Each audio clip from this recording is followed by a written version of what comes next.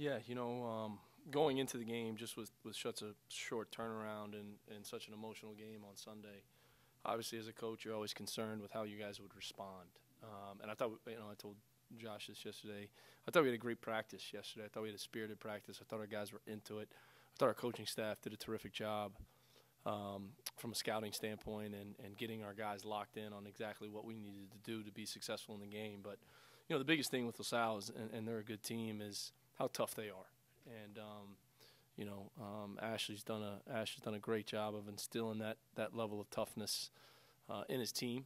And they play with that every single night. And we just talked a lot about being the tougher team and loose balls and hustle plays and those types of things. And, I was really proud of our guys. I thought we responded the right way in the game when things didn't go so well, especially in the second half. Early, they cut the lead to 1. Then I think we got 4 or 5 stops in a row during that stretch. And that was a big stretch. That was a really, really big stretch. And, you always worry, as a coach, that time frame there, in the first 4 minutes of the second half is always a little dicey. And, we settled in and we got 4 or 5 stops in a row and found a way to get a great win. This was big with all the games that we've played on the road. Akron and at St. Louis, you come home, you play one. Now you got back-to-back road games here. We needed to find a way to get this one, and we did.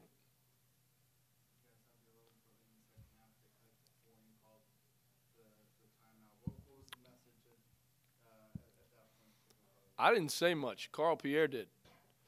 Our captain, he was very, very vocal, talking about they ran, they made their run. Now it's time for us to make ours. And, we settled down and found a way to extend the lead again. But Carl did a lot of talking in there. That's what you want out of your leader.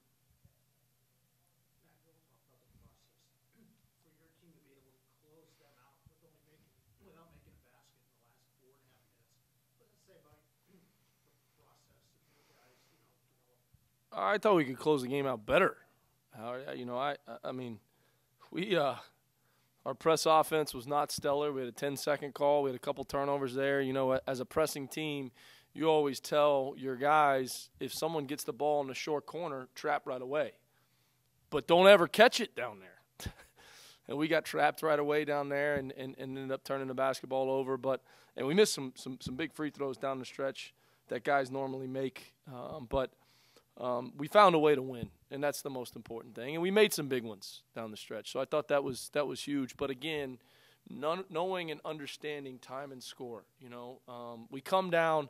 I think it was 3.5 minutes to go. We got a 7-8 point lead, and we moved the floor, and we ran the shot clock down to about 7-8 seconds, and Keon gets a wide open 3 because the floor moved.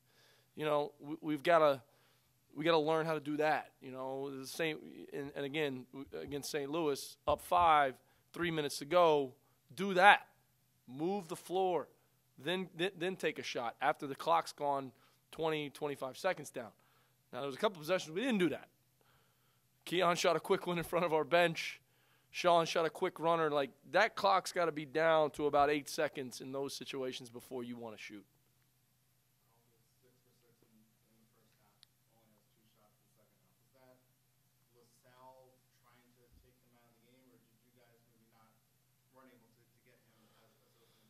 Well, I ran a play for him underneath out of bounds and got him an open 3 there. We ran some different stuff. I thought LaSalle did a good job. They ended up playing 5 guards a lot and just switch everything.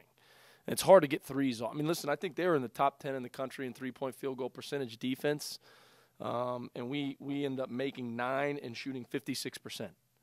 That's pretty good, against a very, very good defensive team. So you got to give them credit for how they guarded them in the second half. And then we were trying to get them going there, and then what happened is, as aggressive they were, it kind of opened up some things for Trey on the inside with some post-ups, and you got to continue to take what the defense gives you.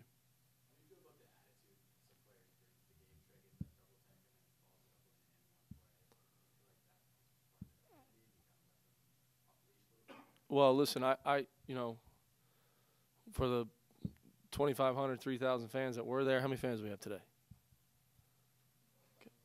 1,800, okay. when he missed a dunk. I mean, that was a big play. I thought the 1,800 people could have gotten pretty loud there on that dunk. Trey is, you almost got to make him mad.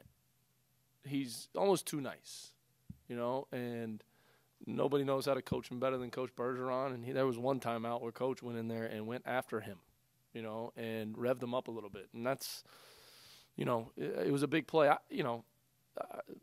Officiating down there in the trenches with big guys like that, and Croswell's so big, and then they come Kimbrough up. There's a lot of banging. Did they call every foul? No.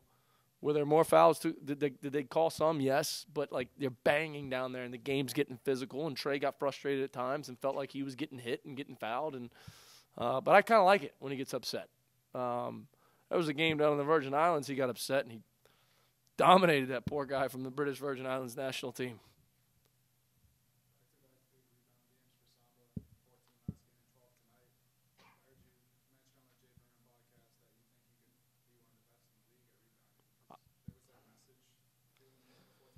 No, just continue to be who you are and play to your strengths. 1 for 2 from 3. The second one was a little deep, but he plays so hard that you don't want to say, hey, Samba, go play that hard, but you're never allowed to shoot, because he's gonna make a couple. He made a huge one against Davidson last year. He's gonna kick in a couple. But he's so ferocious out there, and I think he could be one of the best rebounders in the league, and embrace that. Our staff always talks to him about Dennis Rodman. Be that guy. It's a little before his time. Just be that guy without all the antics and everything that comes with it.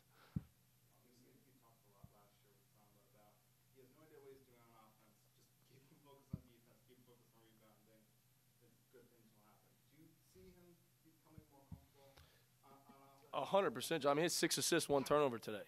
He threw some great high-low passes to Trey.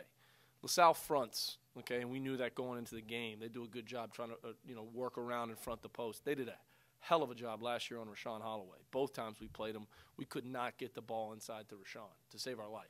And Rashawn's massive, right?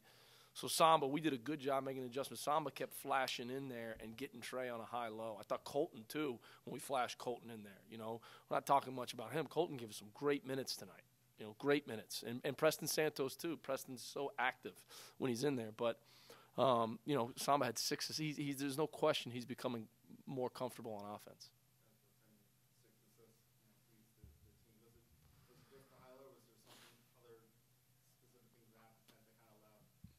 I think it was a lot of that. He's great at throwing some extra passes, too. If a guy has a shot, he'll whip it to him. We've eliminated the no looks. He loves to kind of look away. We've tried to eliminate that part of his game. But, he's coming to his own. You got to remember, he wasn't healthy at all last year. He was hurt the whole year. We played him there, and he was battling through some injuries, and then he missed the end of the season. He had no individual instruction, anything like that leading up to it, and he's healthy. He's 100% healthy, and he's playing great. Yeah. Was that just felt like this was the best 5 to close it out, or was this hey, these are the 5 that we're going to need to close out games? Yeah, I thought I did a bad job subbing in the second half, because I thought at about 8:20, 8:30, we were very fatigued. Thought Trey was tired. Thought Carl was a little bit tired.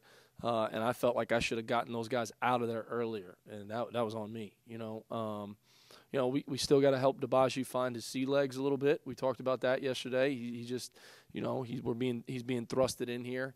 I wanted to go with Colton more defensively, especially when you have a lead. You want defense in there. Trey was offensively playing really, really good, and I thought he did some good things on the defensive end too. Dejiri had a big block there. You'd love to try to get him in there more, but they were spending so much time trying to be physical with Trey down there in the post that we wanted to try to keep going to him. I thought Sean made a great play to Dejiri. Dejiri got fouled. Did he make both? 1 or 2? 1 or 2. I thought it was a huge a huge play in the game as well. Yeah. So. TJ will have season-ending surgery on Friday. There's a lot of details I could go into, but I'm not going to do that to protect his family. Had a doctor's appointment today, so we're fortunate enough that he can get in on Friday to get this done. Recovery time, looking at 3 to 4 months, but he'll put on the shelf for the year, and he's one of our best energy guys on the bench every game. We're going to need him. Obviously, we won't have him this Saturday because he'll be recovering, but it's unfortunate. But he will get the year back. We're hopeful he will. Based on our schedule and how many games he's played and everything like that. That was something that we've worked with our compliance office to make sure of. But it's not ideal for the kid. The kid wants to be out there and playing, but for his health, it's the best thing, and we support him, his family, and the decision he made.